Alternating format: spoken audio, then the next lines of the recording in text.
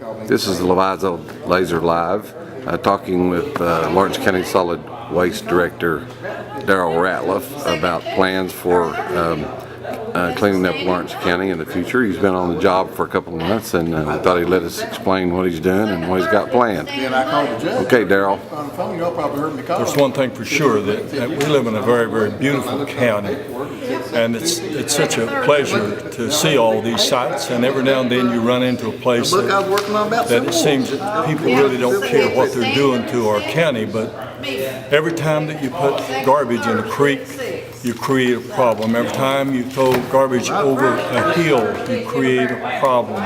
Every time that there's a tire left on your property, you create a hazard for your children. And these are just three of the things that we're trying to address. And I hope that I can help in some way, somehow. And if the citizens of Lawrence County knows of these violations, if they will get me some kind of numbers and send me or call me, my number's listed, I would sure appreciate it, and I'll address the issue. We wonder why that the roads are flooding. It's because that the ditch lines are full of garbage and styrofoam cups and empty bottles, and the drains are stopped up simply because people will not discard their garbage where it should be. Any time that we put garbage anywhere that it doesn't belong, it'll create a problem. And so I think if we, as the citizens of Lawrence County, can eliminate some of these and don't let garbage rule us, let's rule garbage. And it'll take the people with a mindset to know that this county is better than garbage. And it's such a beautiful place. This is our home.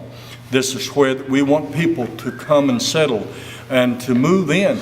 And they will not do that as long as garbage rules our county. And so, Darrell, we've been talking at the solid waste meeting about penalties for people who continually refuse to go along. Most of it, like you say, of the people in Lawrence County want to have a clean environment, but those that don't refuse, you do have a good plan there to try to deal with those too, correct? Can you talk a minute about that? Yes, sir. Yes, sir, we do. We have, first of all, a violation that we issue, and we give them 15 days to clean up their property.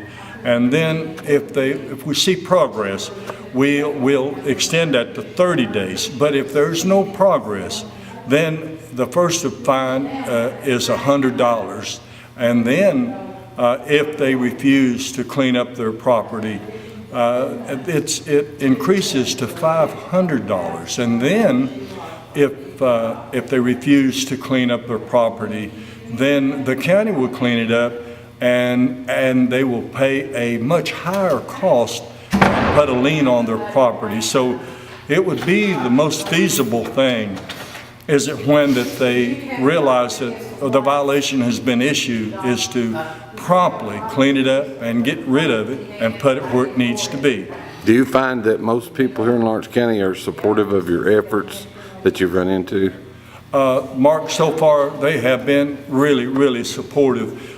We run into some, but the majority of people work right with us, and they're trying, and I really, really appreciate their effort. And they're fine people. They're not rogues. They're fine people. And sometimes we just let the small things turn into huge things that gets us down. So I'll work with them, and I'll do anything that I can to help them. And I think